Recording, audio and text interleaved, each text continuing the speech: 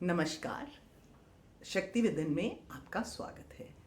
मैं हूँ आपकी दोस्त सुधा महाजन, जो कि एक एजुकेशनिस्ट और लाइफ कोच हूँ।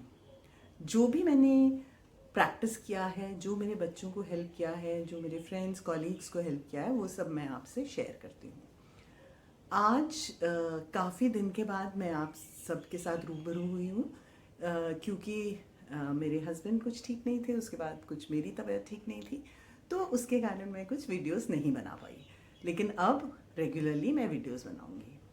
तो अभी क्योंकि सब पेरेंट्स के ऊपर, जिनके बच्चे एग्ज़ाम्स देने वाले हैं और बच्चों के ऊपर बहुत ज़्यादा स्ट्रेस है, तो मैं आज आपको एक स्ट्रेस रिलीव करने की एक तरकीब बताऊंगी।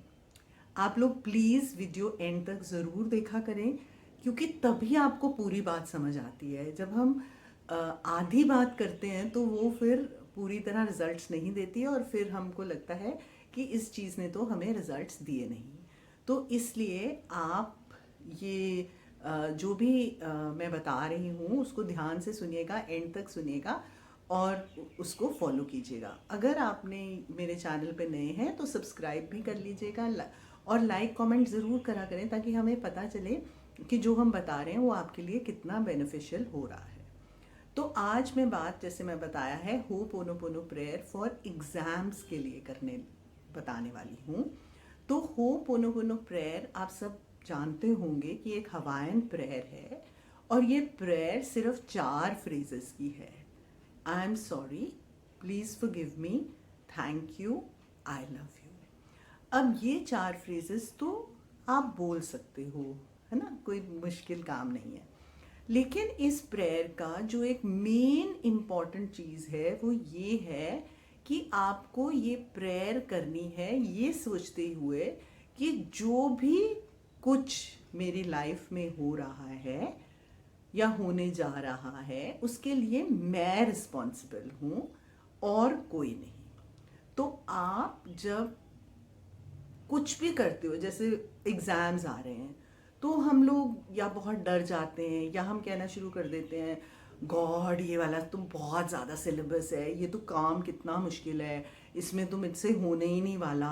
और एज पेरेंट्स भी हम अपने बच्चों को कहते हैं कि तुम पढ़ नहीं रहे हो, तुम तो एग्ज़ाम्स में कुछ कर ही नहीं पाओगे, मुझे नहीं लगता तुम्हारा रिजल्ट अच्छे आने वाला, और खुद भी आप इस चिंता में डूबे रहते हो। तो हम सब, चाहे वो बच्चे हों चाहे पेरेंट्स हों, हम एक नेगेटिविटी को यूनिवर्स में भेज रहे हैं, और वो नेगेटिविटी ही हमें वापस आ रही है। तो अब इस नेगेटिविटी को हमने पॉजिटिविटी में कैसे बदलना है? तो आपने ये प्रेयर होपोनोपोनो बोलनी है, और कैसे बोलनी है वो मैं आपको बताती हूँ। आपने बोलना है कि आई एम सॉरी कि मैं हर टाइम वरी करती रहती हूँ, क्रिटिसाइज करता रहता हूँ, और अपने आप को कॉन्फिडेंटली नहीं देखता हूँ, और अपनी प्रॉपर पढ़ाई ना करते हुए ये सब सिर्फ ग्रम्बलिंग करती हूँ या करता हूँ। I am sorry, please forgive me for this, thank you for forgiving me, I love you. तो ये वाली थॉट को आपने माइंड में रख के कि जो मैं कर रही हूँ, जो मेरी थॉट्स आ रही हैं वो गलत हैं, और मैं एक्सेप्ट करती हूँ कि वो गलत हैं, और मुझे इसके लिए फॉरगिव किया जाए, और I am sorry and please forgive me, thank you, I love you. अब आप कहेंगे ये प्रेयर मैं बोलूँ किसको? ये प्रेयर आप यूनिवर्स को बोल सकते हो, ये प्रेयर आप अपने इष्ट को बोल सकते हो, ये प्रेयर आप किसी भी देवी देवता को बोल सकते हो, जिसको भी आप चाहो, आप मानते हो, आप उसको ये प्रेयर बोल सकते हो। आप अपनी सोल को ये प्रेयर बोल सकते हो, क्योंकि आपकी सोल सब कुछ आपके लिए अच्छा करना चाहती है, लेकिन आप खुद बोल बोल कर उसको खराब कर देते हो, अपने भविष्य को। तो इसका मतलब ये नहीं है कि आप पढ़ाई नहीं करेंगे और सिर्फ प्रेयर बोलेंगे तो हो जाएगा। एक्शन इज़ वेरी इंपॉर्टेंट, है ना। तो एक्शन तो आपको लेना है, आपको पढ़ाई तो करनी है, अच्छे ढंग से करनी है, लेकिन उसके साथ साथ जब भी आपकी नेगेटिविटी फीलिंग आए, उसको क्रॉस क्रॉस क्रॉस करके आप 11 टाइम्स होपोनोपोनो करिए, otherwise just for the sake of exams आप 108 टाइम्स करिए। मैंने होपोनोपोनो की चैंटिंग 108 टाइम्स की वीडियो बना के अपने चैनल पे डाली हुई है। मैं उसका लिंक आप लोगों के साथ शेयर कर दूंगी, क्योंकि अगर आपको काउंटिंग में मुश्किल होती है तो आप उसको चला के साथ साथ बोल सकते हैं, तो वो पूरे 108 टाइम्स है, तो आप वो कर सकते हैं। तो इसको करिए और ऑल द बेस्ट। आपके एग्जाम्स बहुत अच्छे होने वाले हैं, आप बहुत मेहनत करते हैं, आप जितना पढ़ेंगे उतना आपको रिजल्ट ज़रूर मिलेगा।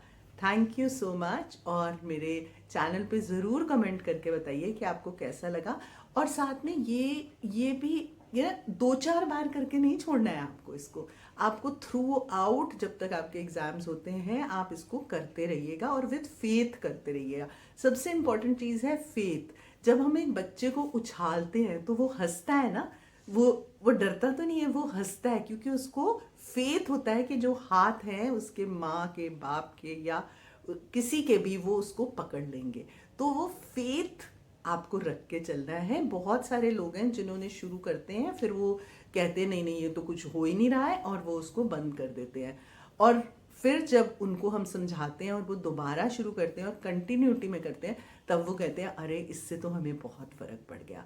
तो इसलिए कंसिस्टेंसी बहुत ज़रूरी है। आप इसको कंसिस्टेंसी से करते रहिए और साथ में अपना एक्शन, अपना कर्म करते रहिए, तो आपको सक्सेस अवश्य मिलेगा।